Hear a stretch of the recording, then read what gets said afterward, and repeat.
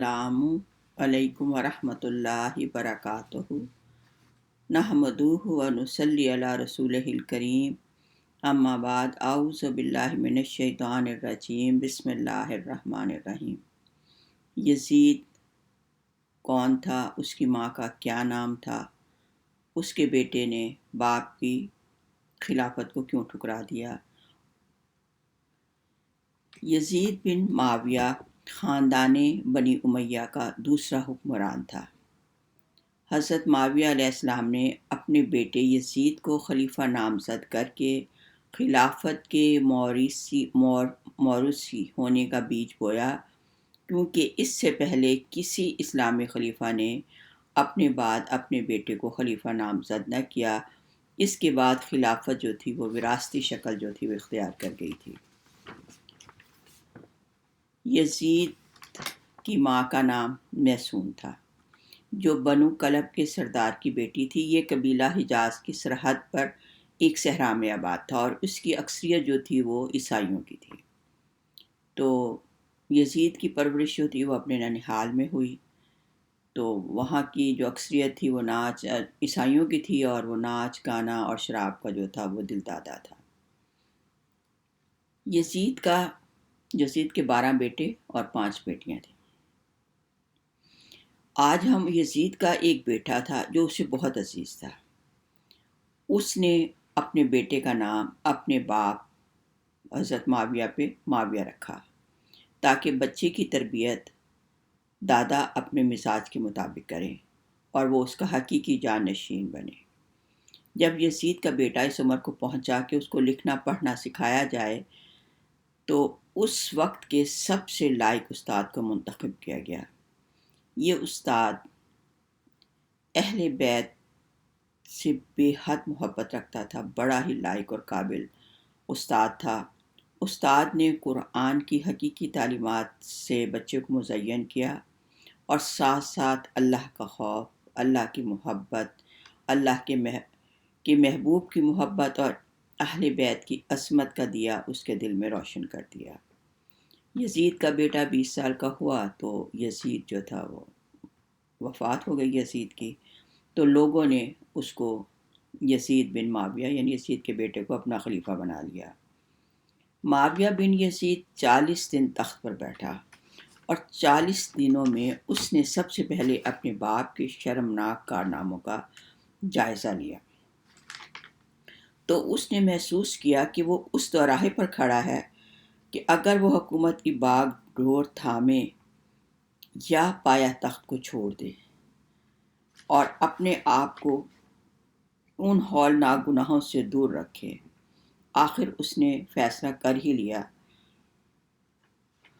اور اس کا یہ فیصلہ ان تعلیمات پر تھا جو اس کے رگ و خون میں شامل تھے۔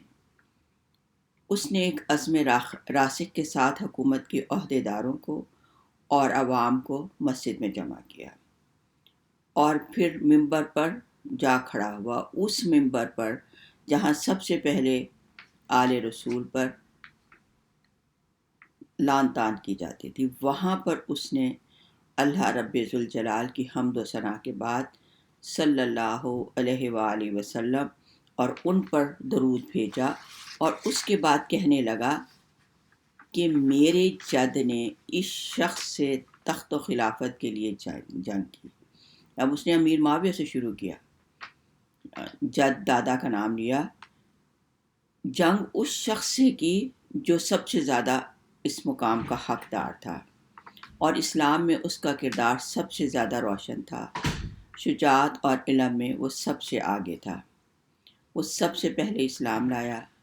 وہ رسول اللہ صلی اللہ علیہ وسلم کے سب سے زیادہ قریب تھا۔ وہ رسول اللہ صلی اللہ علیہ وسلم کا چچا زاد، فاطمۃ الزہرا کا شوہر اور سبتین کا باپ تھا۔ پھر جب میرے باپ جد نے یعنی میرے دادا نے ان سے جنگ کی، جنگ صفین اور جمل، تو تم سب نے میرے دادا ہی کا ساتھ دیا، اور میری جد کی خلافت اور میرے جد نے خلافت پر قبضہ کر لیا، اور وہ اس وقت تک قابض رہے جب تک کہ ان کی موت نہ آ گئی۔ اور امیر معاویہ کی یعنی میرے دادا کی وفات کے بعد خلافت جو تھی وہ میرے باپ کے حصے میں آئی۔ وہ اپنے عمل اور بد کرداری کی وجہ سے ہرگز اس خلافت کا اہل نہ تھا۔ اس کا نفس اسے بدترین اعمال کی تربیت دیتا رہا اور وہ اپنے برے کاموں پر فخر کیا کرتا تھا۔ اس نے رسول اللہ صلی اللہ علیہ وسلم کی اولاد پر بہت ظلم ڈھائے، لیکن حکومت کی مدت بہت ہی تھوڑی تھی اور وہ جلد ہی اس کی شرمناک زندگی کا خاتمہ ہو گیا، اور آج اس وقت وہ اپنے اعمال بد کے حساب و کتاب میں الجھا ہوا ہوگا۔ جب بات یہاں تک پہنچی اس کا گلا رک گیا، کافی دیر تک بلند آواز سے روتا رہا اور سناٹا چھا گیا۔ آخر باپ تو باپ ہی تھا کہ باپ میرا آج اس حکومت کی وجہ سے کہاں کس مقام پر پہنچا۔ اس کے بعد دوبارہ وہ لوگوں سے ہم کلام ہوا۔ اے لوگو، میں تمہارے گناہوں کا بوجھ اپنے کندھوں پر نہیں اٹھا سکتا۔ تم بہتر سمجھو وہ کرو جو تم بہتر سمجھتے ہو، وہ حکومت کرے جس کا انتخاب تم کرتے ہو، میں خلافت سے دستبردار ہوتا ہوں۔ معاویہ کے ان جملوں سے محفل میں ایک طوفان برپا ہو گیا۔ سب حیران اور اضطراب ایک دوسرے کو تکنے لگے۔ ہر ایک اپنی رائے دینے لگا۔ مروان بن حکم جو ممبر کے قریب ہی بیٹھا ہوا تھا، اس نے کھڑے ہو کر معاویہ پہ اعتراض کرنا چاہا۔ اس نے غصے سے چیخ کر کہا، اگر یہ خلافت فائدہ مند چیز ہے تو افسوس صد افسوس، میرے باپ نے اپنے گناہوں میں اضافہ کیا۔ باپ کا ذکر آتا تو زاروں قطار رونے لگتا، اور اس کے بعد وہ ممبر سے اتر آیا۔ واقعہ کربلا کے بعد یزید نے دین اسلام کی جڑ کو ختم کرنے کے لیے یعنی دین اسلام کو ہمیشہ کے لیے ختم کرنے کے لیے اس نے مکہ اور مدینہ پر حملے کیے۔ اس نے اپنے 3 سالہ دور میں یعنی پہلے سال میں اس نے نبی مکرم صلی اللہ علیہ وسلم کی نواسے کو شہید کیا اور آل رسول کی بیٹیوں کو قید کیا اور انہیں بے پردہ کیا۔ دوسرے سال میں اس نے جب امام حسین کی شہادت کے بعد جب مدینے والوں نے احتجاج کیا تو اس نے اپنی فوج جو تھی مدینے میں روانہ کیا اور حکم دیا کہ 3 دن تم کو اجازت ہے، قتل عام کرو، آگ لگاؤ، 3 دن مدینہ تم پر حلال ہے۔ مسجد نبوی پر قبضہ کر لیا، اس میں گھوڑے خچر باندھے، اور 3 دن تک مسجد نبوی میں نہ اذان ہوئی اور نہ نماز۔ تیسرے سال اس نے مکہ پر حملہ کیا، خانہ کعبہ کی بے حرمتی کی، خلاف کعبہ جلایا اور اعلان کروایا کہ بنی ہاشم نے تو حکومت کا ڈھونگ رچایا ہے، نہ کوئی وحی آئی اور نہ کوئی فرشتہ آیا۔ اس جنگ میں بہت سے صحابہ کرام، تابعین، صحابیات رضی اللہ عنہ جو تھی وہ شہید ہو گئیں۔ جب وہ خانہ کعبہ پر سنگ باری کر رہا تھا اس وقت وہ عذاب الہی میں گرفتار ہو گیا۔ یزید ایک انتہائی موذی مرض میں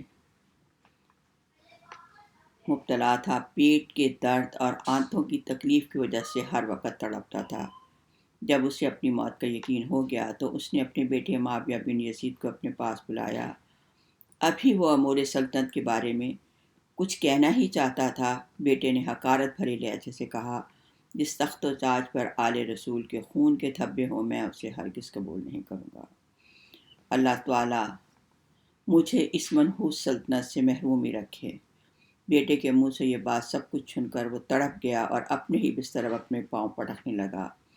اس پر عذاب الہی کی کیفیت تھی کہ موت سے چند دن پہلے اس کی آنتیں گل سڑ گئی تھیں، اس میں کیڑے پڑ گئے تھے، تکلیف کی شدت سے ہر وقت چیختا تھا اور چلاتا تھا۔ دور دور سے بڑے قابل اور ماہر طبیبوں کو بلایا گیا، لیکن ایسے سخت عذاب الہی کا علاج کسی طبیب کے پاس نہ تھا۔ قہر الہی کی ایسی مار تھی، پانی کے بغیر بھی تڑپتا تھا، پانی پی کر بھی تڑپتا تھا، آخر کار اسی طرح تڑپ تڑپ کر اس نے جان دے دی۔ لاش میں اتنی سخت بدبو آ رہی تھی کہ قریب جانا بھی مشکل تھا۔ جیسے تیسے لوگوں نے اس کو سپرد خاک کر دیا اور رب کا شکر ادا کیا۔ قاتلان حسین کا عبرتناک انجام دیکھ کر یہ آیت بے ساختہ زبان پر آ جاتی ہے کہ یہ تو کذالک العذاب الدنیا، کہ یہ تو دنیا کا عذاب ہے، اور آخرت کا عذاب تو اس سے بھی بڑا ہے۔